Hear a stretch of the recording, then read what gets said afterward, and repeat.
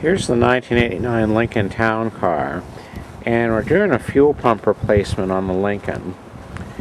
The fuel pump would intermittently not want to come on when trying to get the car started. I checked the relay, and I was getting voltage through the relay, and the relay was activating, so I thought I'd better go ahead and put a new fuel pump on it. First thing we did was to put a new fuel filter on it, and the filter is right up in here.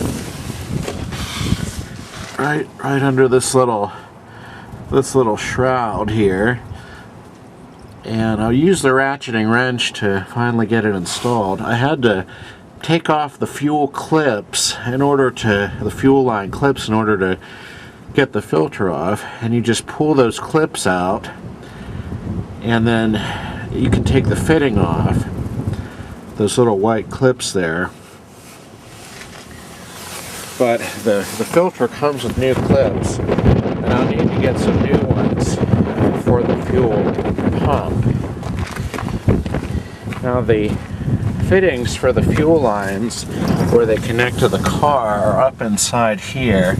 I've got a cap over the return line coming from the fuel regulator and the engine, and then on the other side of the car is the fuel supply line and the vent line. And the fuel filler pipe just fits in there through friction. There's a little clamp here held by a 5/16 inch bolt that clamps to the fuel tank to hold it on, and it was really a pain to get it off. I had to try and use a ratcheting screwdriver or ratcheting wrench to get it off. But then I was able to drop the fuel tank, and let me get down underneath here. The fuel tank is held in with two straps. Just sort of push the straps to the side there, and they're held in by some, I think it's a 5/8 inch bolt. I used the impact wrench to get the fuel tank strap bolts off. I soaked them in penetrating oil. There's the fuel pump. And I disconnected the fuel lines, and they use those clips. Like, here's one of the clips down here, and then you just pull the clip out, and then you can remove the line. This car doesn't use those disconnect tools. I found out that the pickup actually does need the fuel line disconnect tool. Oh, this wind is really freezing cold. Hopefully it's not too loud on the camera.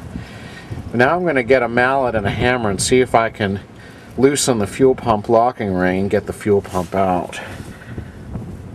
Here's the old fuel pump, and I bought a new unit that's this whole assembly, so all I have to do is just drop it in. There's the fuel tank locking ring. I'm going to go in and get the new fuel pump and put it in now.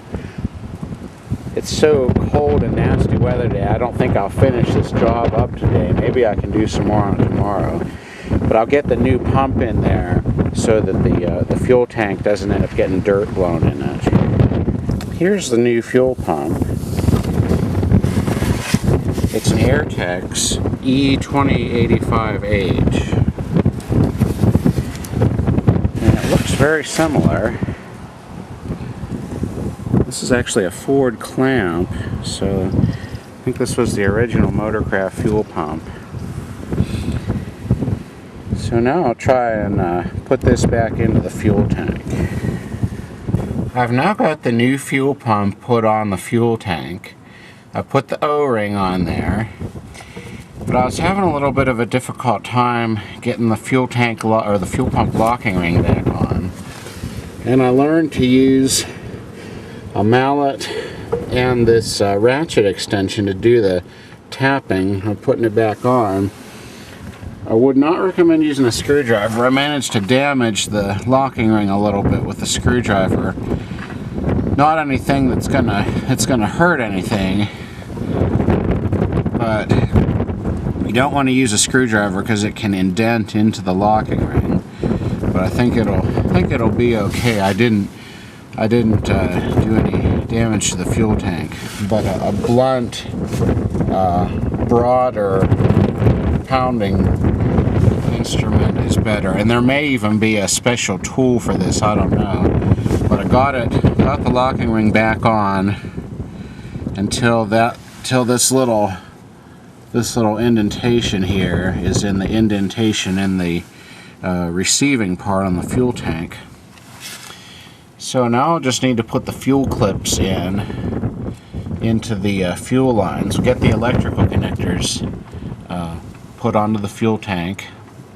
And then we can go ahead and raise the fuel tank back up, put the straps back on it. I may try to go ahead and see if I can just test this setup. Let's see if I've got enough. I guess I don't really have enough cable length on this. I'll just try and jack up this fuel tank and put some fuel in it and just make sure there's no leaks in the system before permanently reassembling it. I'll need to probably put it on some jack stands. We need to jack it up enough so that we can hook the electrical connections back up to it. And I'll just pump some fuel in there, and then I can just pump it back out. But I think I would like to test it before I finally put it back together, just to make sure I don't have any leaks.